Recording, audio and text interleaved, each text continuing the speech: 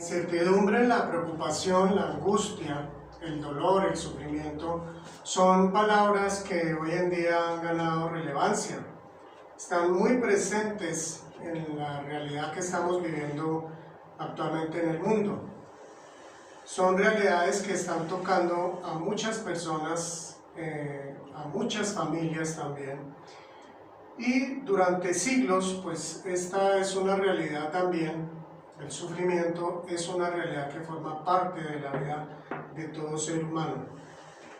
Pero importante tener presente que hay etapas en que son más difíciles, más duras, más complicadas para los seres humanos. Es así que en el tiempo de la primera iglesia, en los primeros 3 siglos del cristianismo, también los cristianos tuvieron que vivir estas situaciones de incertidumbre, de preocupación, de angustia, de dolor y de sufrimiento. ¿Por qué? Porque había una persecución por parte del Imperio Romano. Realmente fueron unas 10 fuertes persecuciones las que se dieron en estos 3 primeros siglos. Y es precisamente por este motivo que el apóstol Juan se encuentra en la isla de Patmos, cuando Jesús le revela el libro del Apocalipsis. Es entonces en medio de una situación de dolor, una situación de incertidumbre, de angustia, no solo para Juan desde luego, sino para todos los cristianos de estos primeros siglos. Pero como cosa sorprendente, en vez de haberse debilitado y haber terminado el cristianismo, haber desaparecido, el cristianismo se fortalece en medio de la prueba y crece. ¿Por qué? Porque realmente cuando tenemos a un Dios vivo, en medio de las circunstancias difíciles, Él nos sostiene y nos ayuda a salir adelante. Así que si tú eres una de estas personas que está pasando por momentos difíciles, te invito a que reflexionemos hoy en este 4º capítulo del libro de Apocalipsis. Es un capítulo donde se trata la adoración y he querido darle este título, Adoración Sublime. ¿Por qué? Vamos a verlo, es un tiempo en el que Jesús le permite a Juan conocer algo supremamente impactante. Sublime, ¿por qué sublime? Sublime es un adjetivo que nos dice que algo es extraordinariamente bello, que es algo que produce además una gran emoción y además es excepcional. Excepcional, ¿por qué? Por todas sus características. Y es que esta experiencia que va a tener aquí el apóstol Juan de ver la adoración en el templo de Dios, es sublime. Pero más allá que eso, es algo que nos puede dar verdadero consuelo y fortaleza, como le dio a la iglesia primitiva, la primera iglesia de Cristo. Entonces vamos a pasar a esta primera parte, llamada el trono y el rey. Vamos a leer entonces desde el verso 1 hasta la primera parte del verso 6. Un detallito aquí al respecto, vamos a dejar entre paréntesis el verso número 4, ¿por qué? Porque lo vamos a conectar con la tercera parte de esta meditación, que nos va a ayudar entonces a entender bastante mejor este mensaje. Bueno, comienza aquí este texto diciendo, después de esto. ¿Después de qué está escribiendo esto el apóstol Juan? Después precisamente de las 7 cartas que Jesús le dictó para que él escribiera, porque Jesús quería darle este mensaje a las iglesias de su momento, en este presente, pero también en todos los tiempos, a las 7 iglesias. Entonces, tengamos presente, aquí comienza un momento diferente en el Apocalipsis, ya cambia un poco la forma como viene. Esta revelación ahora tiene entonces una forma diferente. Dice Juan entonces, miré y allí en el cielo había una puerta abierta. Es una puerta abierta que Juan está viendo, es una forma que podemos interpretar. Dios quiere darle a conocer algo y desde luego también a nosotros por intermedio de Juan. Y la voz que me había hablado antes con sonido como de trompeta, aquí se está refiriendo a lo que pasó en el capítulo 1. Allí en el capítulo 1 de Apocalipsis, en el verso 10, dice así: en el día del Señor vino sobre mí el Espíritu y oí detrás de mí una voz fuerte como de trompeta. Entonces es esta misma voz, es decir, la misma voz de Jesús que el apóstol Juan está escuchando aquí. Y entonces Jesús le dice, esa voz como de trompeta le dice: sube acá, voy a mostrarte lo que tiene que suceder después de esto. Y esto también tiene que ver con algo que pasó en el capítulo 1, pero ya miramos el verso 19 que dice, Jesús le había dicho al apóstol Juan: escribe pues lo que has visto, lo que sucede ahora y lo que sucederá después.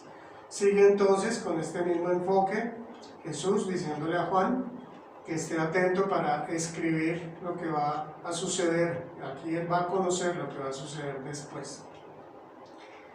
Y dice: y vi un trono en el cielo y a alguien sentado en el trono. La palabra trono es una palabra muy importante en el texto de Apocalipsis. Podemos mirar las siguientes cifras. En todo el Nuevo Testamento, sin incluir el libro de Apocalipsis, esta palabra aparece 15 veces, en tanto que en Apocalipsis, en el solo libro de Apocalipsis, aparece 47 veces. Entonces es un término, esto nos quiere decir que hay que prestarle atención. Cuando escuchamos la palabra trono, nosotros pensamos, pues debe existir un rey, debe haber un reino, y desde luego también está simbolizando poder y autoridad. En el tiempo de Juan, esta palabra trono, para los cristianos especialmente, pero en general para todos los que habitaban en el imperio, que no fueran romanos, era un término que causaba cierto temor, cierta preocupación. ¿Por qué? Porque era el tiempo de una persecución, era un tiempo de un gobierno, de un rey, de un trono que gobernaba con injusticia y con crueldad. Aquí en cambio se está refiriendo ya al trono de Dios, donde la autoridad, la soberanía y el poder son absolutos y son perfectamente justos. Esto entonces ya empieza a dar cierta esperanza, porque nos hace mirar hacia una realidad diferente y que es una realidad además eterna. Bueno, el texto entonces continúa allí en el verso 3, dice así: el que estaba sentado tenía un aspecto semejante a una piedra de jaspe y de cornalina. Alrededor del trono había un arco iris que se asemejaba a una esmeralda. Del trono salían relámpagos, estruendos y truenos. Delante del trono ardían 7 antorchas de fuego, que son los 7 espíritus de Dios. Y había algo parecido a un mar de vidrio como de cristal transparente. El verso 3 entonces comienza diciendo: el que estaba sentado tenía un aspecto semejante a una piedra de jaspe y de cornalina. El apóstol Juan está aquí haciendo uso de elementos conocidos para explicar, para narrar algo que por lo visto era bastante difícil de narrar. Entonces estas piedras preciosas nos dan una idea, simbolizan la gloria, la majestad, la justicia, la santidad de Dios. Es entonces aquí donde Juan nos quiere mostrar esta realidad del trono de Dios. Y continúa diciendo: alrededor del trono había un arco iris que se asemejaba a una esmeralda. El arco iris aparece en la Biblia, todos recordamos, tan pronto termina el diluvio y Dios quiere entonces hacer un pacto con Noé y su familia. Dios acaba de hacer justicia con un mundo que estaba inmerso en la maldad, en el pecado. Y Dios entonces le quiere mostrar a Noé y a su familia su gracia, su amor. Y entonces, como referencia a ese pacto, dice Dios allí en Génesis 9, que Él pone ese símbolo para que recordemos que Dios ha hecho ese pacto de no volver a destruir al mundo por un diluvio. Y bueno, entonces vamos a saltar ya el versículo 4, pasamos al 5, allí dice entonces: del trono salían relámpagos, estruendos y truenos. Esto desde luego está mostrando la autoridad y el poder de Dios. Pero también nos recuerda, teniendo en cuenta una de las normas de interpretación, que debemos buscar pasajes similares en el resto de la Biblia que nos hablen al respecto. Y en este caso podemos recordar una situación allí en Éxodo 19, y es el momento en que, es el momento previo en el que Dios le va a entregar la ley, los mandamientos a Moisés. Pero allí hace Dios una manifestación bastante singular. Dice en este versículo 16 de Éxodo 19: en la madrugada del tercer día hubo truenos y relámpagos, y una densa nube se posó sobre el monte. Se posó sobre el monte una densa nube, y está hablando de truenos y de relámpagos. Es entonces una situación similar. Y en el verso 5, continuando, dice: delante del trono ardían 7 antorchas de fuego, que son los 7 espíritus de Dios. Es una figura que también apareció previamente en el capítulo 1, y nos recuerda que los 7, el número 7 significa la totalidad, la plenitud, y entonces podemos interpretar que se está refiriendo a la plenitud del Espíritu de Dios, es decir, el Espíritu Santo.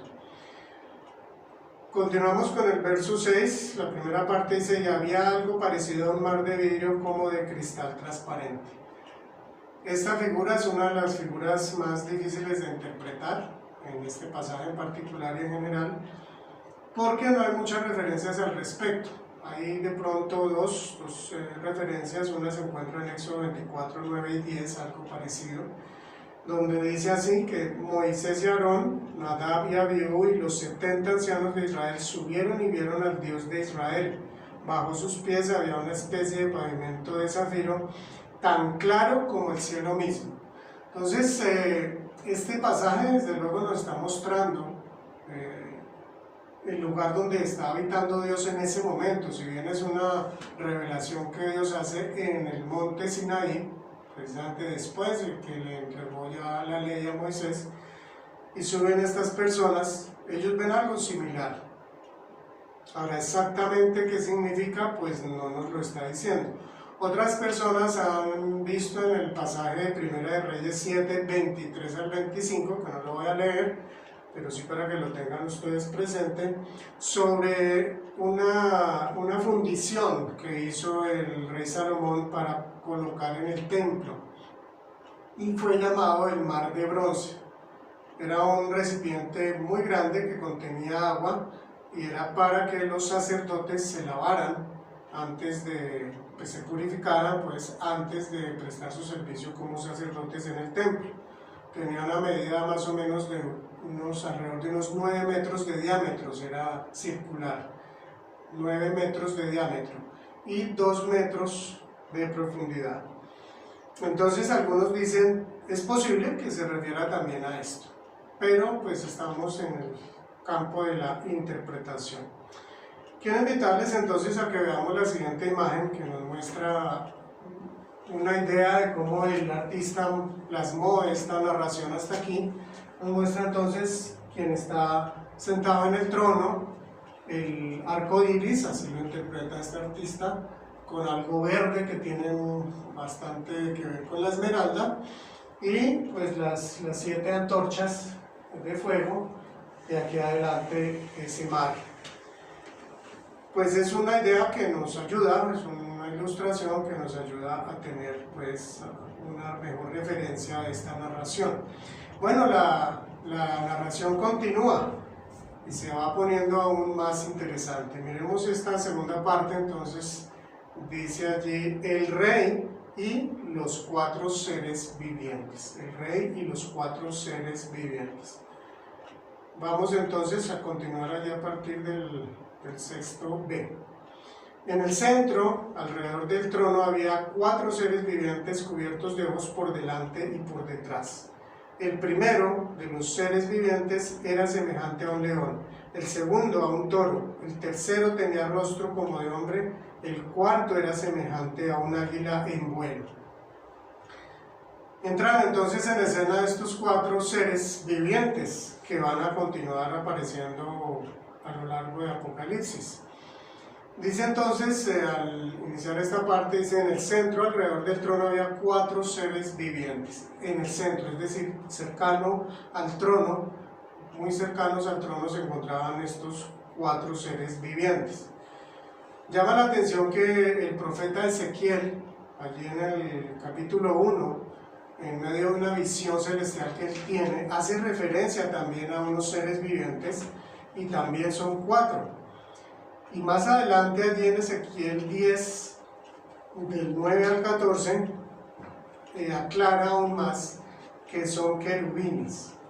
Por eso, muchas personas han interpretado que estos 4 seres vivientes son un tipo de ángeles diferentes, especiales, allí cercanos al trono de Dios. Pero también se ha interpretado como que son símbolos de la vida misma, pues el nombre que reciben es seres vivientes. Este es uno de los motivos.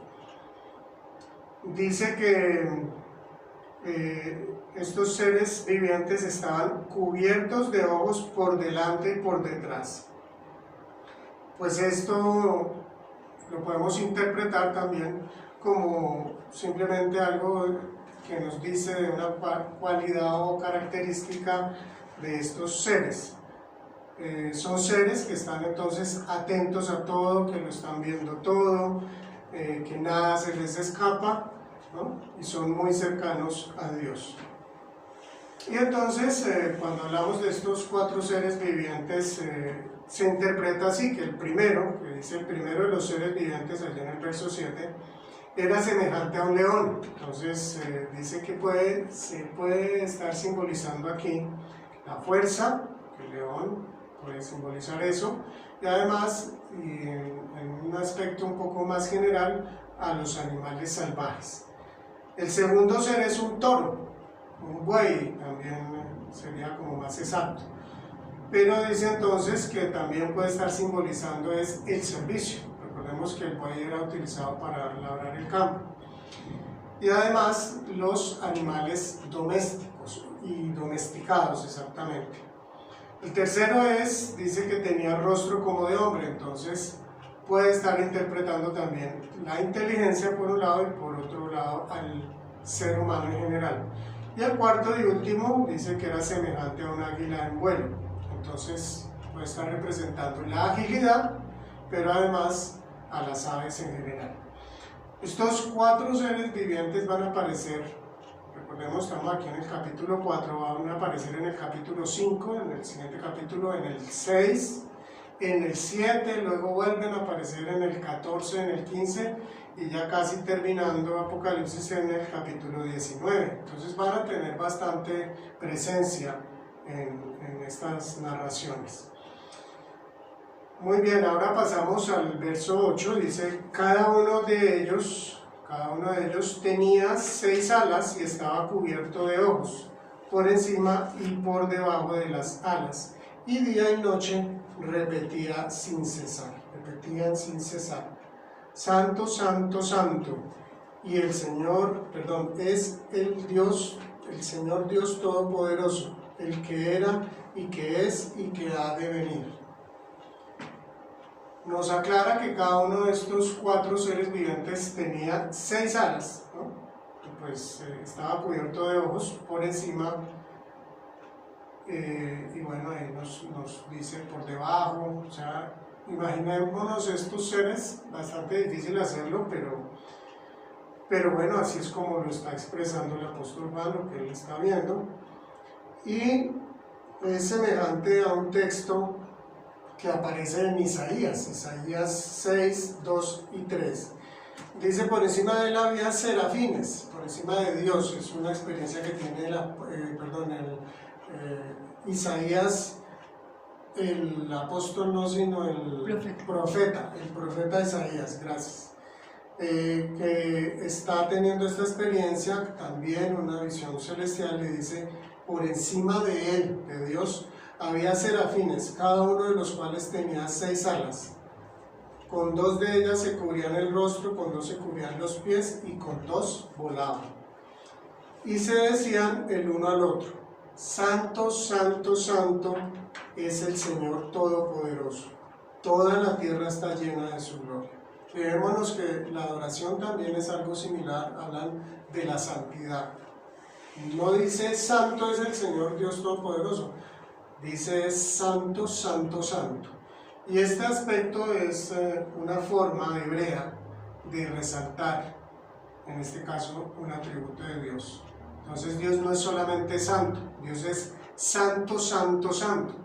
Algunos lo pueden interpretar como que se está refiriendo santo el Padre, santo el Hijo, santo el Espíritu Santo, pero realmente el propósito de esta forma literaria hebrea es resaltar el aspecto en general de santo. Dios es el santo por excelencia, es decir, es el que es absolutamente diferente a todo lo creado. Es el único que no es creado de todo lo que existe en el universo. Y dice, y día y noche repetían sin cesar. Fíjense que es día y noche, pero además es sin cesar. Día y noche, sin cesar. La oración de estos 4 seres entonces es constante, no termina. Y cuando dice, después de santo, santo, santo, dice, es el Señor Todopoderoso, desde luego nos está hablando de su omnipotencia, de su soberanía. Estos 4 seres entonces están adorando y reconociendo esto en Dios. Y al decir el que era, el que es y el que ha de venir, nos está hablando de su eternidad, pero además de la seguridad, la confianza que nosotros todos podemos tener en que Él, sus promesas las cumple. ¿Por qué? Porque Jesús ha prometido que Él vendrá por segunda vez, y dice aquí, y que ha de venir. Dios ha prometido que Él va a cumplir con esta promesa, y con todas las promesas Él va a ser fiel. Entonces, continuamos. Quiero invitarles a ver esta imagen. Fíjense como el artista también ha ilustrado aquí a estos 4 seres. Pues está el que tiene cara de león, el de toro o buey, el del ser humano y el que es como el águila. Y cada uno tiene 6 alas. Hay un detalle ahí que falta, ¿cierto? Pero definitivamente yo creo que ilustrarlo es imposible. ¿Cuál es el detalle? Los ojos por dentro y los ojos por fuera. De pronto un poco los ojos por fuera, pero por dentro, bueno. Bien, pasamos entonces ya a nuestra tercera y última parte. Y tiene que ver, ahora sí vamos entonces a leer este versículo 4. El tan esperado versículo 4. Dice así, este título le he colocado el rey y los 24 ancianos. Aquí aparecen otros personajes también que van a ser también importantes en el resto del libro de Apocalipsis. Dice así el 4º versículo: rodeaban al trono otros 24 tronos, en los que estaban sentados 24 ancianos, vestidos de blanco y con una corona de oro en la cabeza. Así que estos 24 ancianos ahora ya están rodeando el trono, ¿cierto? Y están más alejaditos del trono, están enseguida, podríamos decir, de los 4 seres vivientes. Dice, rodeaban al trono estos otros 24 tronos, y en cada trono pues ahí están los ancianos. Y recordemos, trono, así tan, pues como lo vimos hace un momento, representa autoridad, ¿cierto? Representa también reino. Pero están alrededor del trono central, del trono principal. Entonces, si bien son tronos que expresan autoridad, podemos verlos tal vez como unos tronos de personas o de seres que están rigiendo ese reino, muy cercanos al Rey Todopoderoso. Y entonces nos viene aquí ya en esta parte de este verso 4, lo que sigue, a expresarnos, a describirnos cómo son estos 24 ancianos. Muy interesante, dice así: en los que estaban sentados 24 ancianos vestidos de blanco y con una corona de oro en la cabeza. Son 24 ancianos. Recordemos que hay números que tienen una simbología especial. Esto ha sido interpretado, y también lo vamos a ver un poco más adelante, por qué motivo. Algunos dicen, bueno, puede representar 24 es 12 y 12. 12 patriarcas, o los que dieron origen a las 12 tribus de Israel en el Antiguo Testamento, y los 12 apóstoles en el Nuevo Testamento que dan origen a la iglesia de Jesús. Entonces se puede interpretar tomando estos dos aspectos del Antiguo y del Nuevo Testamento, que aquí se está refiriendo a todos los redimidos de Dios, todos los redimidos en la historia de la humanidad que Dios ha salvado, ha llamado a compartir con Él la eternidad. Ahora dice que son, no dice 24 jóvenes, ¿cierto? Dice 24 ancianos. Ancianos, pues es un símbolo de sabiduría, ¿cierto? Y dice también vestidos de blanco. Recordemos, esto ya aparece también en las cartas, ahora les voy a recordar mejor. Recordemos que ese término, esa frase que dice vestidos de blanco, tiene también su simbología. Una es, en la antigüedad se vestían de blanco para ir a fiestas, para celebración. Otro aspecto era que se vestían de blanco para recibir a los vencedores, al que había vencido en la batalla. Y también el tercer aspecto es que el blanco, el vestido blanco, es una simbología de santidad y de pureza. Y en este caso, desde luego, no es una santidad ni una pureza en sí misma o, digamos, ganada por ellos, sino que Dios es quien la ha otorgado. Dios es la fuente de la santidad. Entonces, también, si miramos, como les decía hace un momento, lo que nombra allí en el capítulo 2 y capítulo 3 de Apocalipsis, las promesas que Dios hace a los que son vencedores, a los que salen vencedores. Recordemos al final de las cartas, esto siempre aparece. Es aquí entonces, podemos ver como el cumplimiento de esas promesas. ¿Cuáles promesas? En Apocalipsis 2, 26 y 27, Jesús le dice a la iglesia de Tiatira, le dice: al que salga vencedor y cumpla mi voluntad hasta el fin, le daré autoridad sobre las naciones, así como ya la he recibido mi Padre. Le daré autoridad sobre las naciones. Vemos que aquí estos ancianos están gobernando con Dios mismo. A la iglesia de Sardis le dice allí en el capítulo 3, verso 5, al que salga vencedor se vestirá de blanco, que también está entonces cumpliéndose en este momento. Y a la Odisea en el capítulo 3, verso 21 dice: al que salga vencedor le daré el derecho de sentarse conmigo en mi trono, como también yo vencí y me senté con mi Padre en su trono. Es entonces aquí, podemos ver el cumplimiento de esas promesas. ¿A quiénes? ¿Quiénes son los que están sentados ahí? Los que vencieron, los que salieron vencedores de precisamente los creyentes, de su pueblo. Y termina aquí diciendo: y con una corona de oro en la cabeza. Con una corona de oro en la cabeza, desde luego, una corona de oro también representa autoridad, realeza. Recordemos 1 Pedro 2:9, ¿cierto? Que dice, la primera parte dice: pero ustedes son linaje escogido, real sacerdocio, nación santa, pueblo que pertenece a Dios.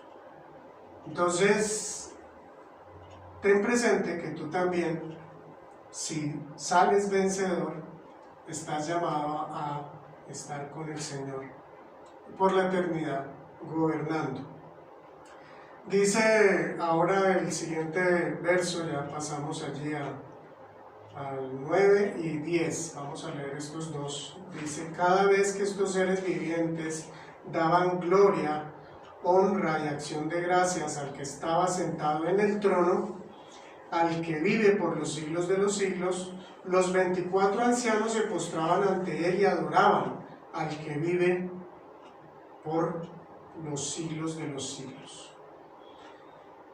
Esta parte pues, nos está mostrando ya no una descripción de los ancianos, ya nos está diciendo qué es lo que hacen estos ancianos, estos 24 ancianos. Comienza allí en el 9 diciendo: cada vez que estos seres vivientes, los 4 seres vivientes, daban gloria, honra y acción de gracias al que estaba sentado en el trono, podemos imaginarnos esta escena. Entonces nos está diciendo que cuando estos 4 seres vivientes adoran a Dios, que lo hacen de manera constante, como ya lo vimos, ¿cierto? Que dice día y noche repetían sin cesar. Perdón, aquí estoy recordando una parte del verso 8, pues que ya lo leímos. Día y noche repetían sin cesar: santo, santo es el Señor Dios Todopoderoso, el que era y que es y que ha de venir. Ellos están entonces dándole esa adoración a Dios, y es, como dice ahí este texto, al que vive por los siglos de los siglos. Esa adoración se la están dando los ancianos al que vive por los siglos de los siglos, perdón, los ancianos no, los 4 seres vivientes. Y entonces dice, cuando ellos adoran, ¿cierto? Dice, los 24 ancianos, estoy leyendo el verso 10, se postraban ante él y adoraban al que vive por los siglos de los siglos. Entonces, estos 24 ancianos también adoran a Dios, y lo hacen precisamente después de que los 4 seres vivientes también lo han adorado. Ellos entonces adoran, no están aquí adorando a los seres vivientes, a los 4 seres vivientes, están adorando, como termina allí el verso 10, al que vive por los siglos de los siglos. Están entonces, tanto los 4 seres vivientes como estos 24 ancianos están adorando al único que es eterno, al único que merece la adoración. Y esta última parte, vamos a ver ya el verso número 11, terminando el 10 y a continuación el último, que es el 11, termina el 10 diciendo: y deponían sus coronas delante del trono exclamando: digno eres, Señor y Dios nuestro, de recibir la gloria, la honra y el poder, porque tú creaste todas las cosas, por tu voluntad existen y fueron creadas. Esta primera parte que aparece aquí, que es el final del verso 10, y que pertenece a la forma como están adorando estos 24 ancianos, dice, y deponían sus coronas. Ese deponían también ha sido traducido en otras versiones como y ponían sus coronas, y otra versión dice y arrojaban sus coronas delante del trono. Aquí vemos una actitud de humildad de estos 24 ancianos, de humildad, de reconocimiento a Dios que está sentado en el trono, de reconocimiento a quiénes son ellos.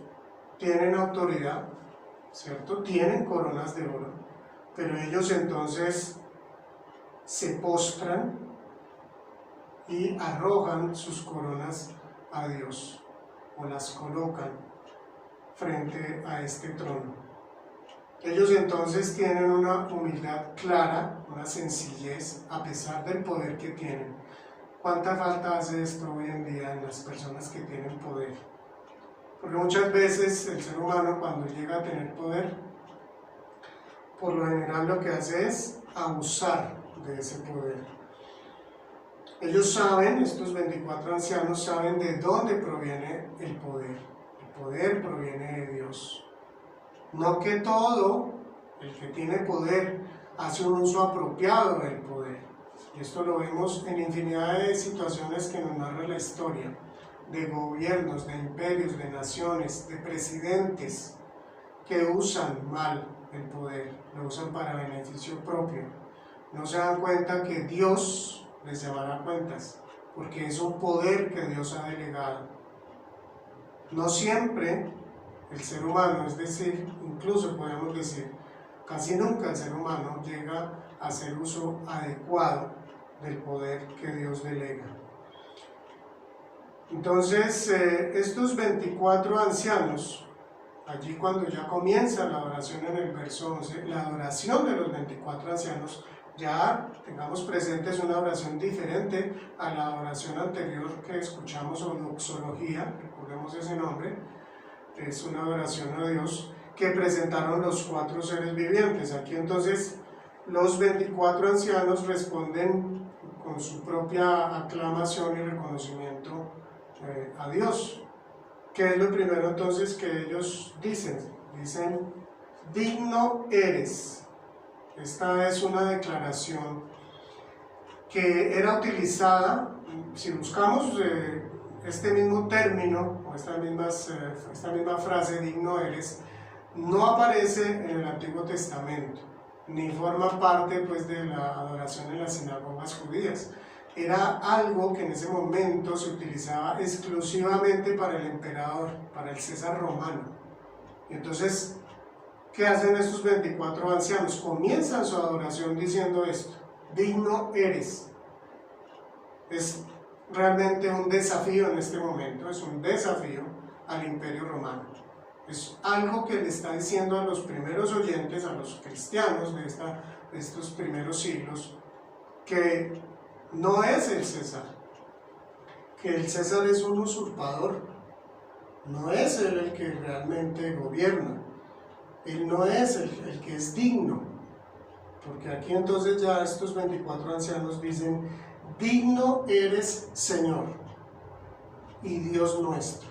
Tú eres el único que eres digno, porque tú eres el Señor, tú eres el Dios verdadero. ¿De qué es digno el Señor? Y Dios nuestro dice, de recibir la gloria, la honra y el poder.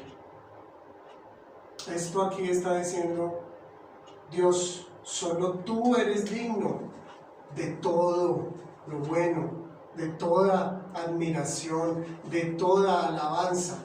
Tú eres el verdaderamente digno, el único que es digno.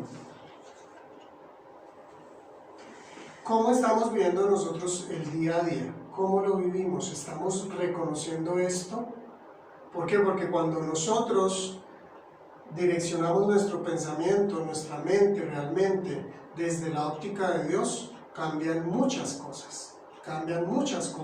Para los creyentes en este momento, en medio de esta incertidumbre, preocupación, dolor, sufrimiento, angustia, ellos podían mirar a Dios. Y al reconocer esto, ellos se daban cuenta que ese César, que ese emperador, era un usurpador, un farsante, y que tenía su tiempo contado. Ellos entonces, aquí estos ancianos, estos 24 ancianos, le están reconociendo a Dios, que Él es el Dios del universo, el Dios eterno, el Dios soberano, y Él es el único que merece recibir un reconocimiento a este nivel, toda la gloria, toda la honra y todo el poder. Y concluye diciendo, porque tú creaste todas las cosas, por tu voluntad existen y fueron creadas. Esta doxología, esta adoración termina entonces reconociendo que Dios, que el Señor Todopoderoso merece toda esa gloria, honra y poder. ¿Por qué? Porque Él es el único creador. Él es además el creador de todas las cosas. Él ha creado todo y lo ha creado por su voluntad, por su designio. Él ha querido crear todo lo que existe. Nada de lo que existe podemos decir que no está presente Dios. Fueron creadas por Dios. Nosotros los seres humanos seguramente, claro, usamos de esa creación para transformarla y hacer cosas nuevas. Pero creador como tal, solamente Dios. Y si tenemos esto claro y muy presente en nuestra mente y en nuestro corazón, en medio de la prueba, de la dificultad, de nuestro dolor, de nuestro sufrimiento, ten presente esto. En medio de ese momento difícil, La forma de entender y de interpretar nuestro dolor y sufrimiento cambia. Porque sabemos, Dios te creó a ti, Dios me creó a mí. Nosotros no somos nuestros dueños. Nosotros nunca dijimos quiero existir. No, fue Dios en su libre soberanía y poder. Él decidió crearte a ti y crearme a mí. Así que miremos al Señor. Él realmente nos ayuda a enfrentar las pruebas y las dificultades de manera distinta. Quiero invitarles a ver esta siguiente imagen. Una imagen muy hermosa me pareció, donde muestra de forma gráfica esta última parte. La adoración de los 24 ancianos. Es una adoración, como lo decía hace un momento, donde ellos muestran su humildad, su sencillez, su reconocimiento. En medio de tener el poder tan cercano a Dios, ellos están reconociendo a Dios como ese Dios soberano. Así es como nosotros debemos de reconocerlo, de esta manera. Señor, mi vida misma, que es lo que yo más amo y aprecio, también te pertenece. No solo lo que tengo, sino yo mismo te pertenezco a ti. Terminamos con estas conclusiones. Les invito a tener presente que no son las únicas ni exclusivas, que el Señor nos puede demostrar desde luego otros aspectos, pero algunos aspectos que creo que son bien importantes de rescatar. Solo Dios es el creador, el dueño y soberano del universo. Es un aspecto fundamental de tener presente en nuestro diario vivir. Solo Él es el creador, dueño y soberano del universo. Él es el centro del universo, de todo lo creado. Dios está en su trono y Él es quien gobierna. Dios está en su trono, Él no lo ha dejado, Él no lo ha abandonado, ni siquiera en los momentos más difíciles que nosotros hemos y estamos pasando. Asimismo como la iglesia, la primera iglesia, Dios no ha abandonado su trono, Él sigue gobernando. La tercera conclusión, nuestra adoración debe estar fundamentada en quién es Él y lo que ha hecho, hace y hará. Nuestra adoración parte del conocimiento que nosotros tenemos de Dios mismo. ¿Quién es Él? Y desde luego ese conocimiento no es solamente racional, es de relación. Entonces, en la medida que yo lo conozco en mi relación con Él, puedo realmente adorarle en profundidad y con sinceridad, por lo que Él ha hecho, por lo que Él está haciendo y por lo que hará. Como cuarta conclusión dice, mi razón de existir y de ser está en Él, no está fuera de Él. Él es el que me da la verdadera razón de ser y de existir. Y por último, esta conclusión, el gobierno de Dios en mi vida es el inicio, es el centro y el fin de nuestras vidas como creyentes. Tenlo muy presente. Es el gobierno de Dios en mi vida. Desde cuando yo inicio mi relación con Él, desde cuando yo le entrego mi vida a Él, es Él, el gobierno de Él, también el centro y el fin de mi vida como creyente. El Señor te bendiga.